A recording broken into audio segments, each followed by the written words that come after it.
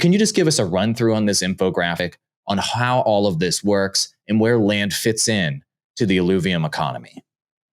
Absolutely. So first thing is participating in the sale on June 2nd. That's where you can purchase your Land NFT. Once you purchase the NFT, that's when you can jump into the Illuvium Zero game. It's going to be starting roughly 3-4 weeks after the land sale. On that land, as you just mentioned, you want to go through and start creating different structures. It's all based around creating the most efficient, the most efficient gameplay that you can. You need about 20 to 30 minutes a day to optimize the most amount of output you can out of your land.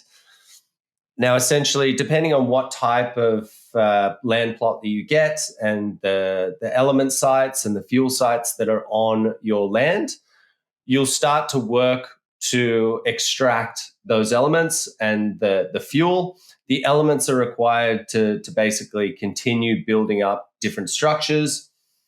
Fuel sites are there for you to extract the kryptons, solons, and hyperions. Why they are so important is those three fuels are what powers the economy in Illuvium. Any sort of actions like traveling or curing of shards or crafting requires that fuel. And again, this is not a situation where someone can purchase it from a random pool or whatever. It is only generated through owning Illuvium land. And so that's why it's so important. We're approximating around about 5% of all in-game revenues will come, will stream back to landholders, which again, we're expected to have 5-10 million players.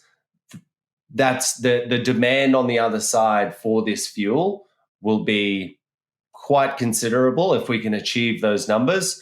And yeah, being a landholder gives you that agency to go, okay, when do I want to sell the fuel into the pool? You have a choice of when you actually want to do that. And depending on when you do, might mean generating more revenue or more profit from that fuel or less profit from that fuel, depending on the demand in the main game at the time. So it's a little bit fun. It makes it this real world economy.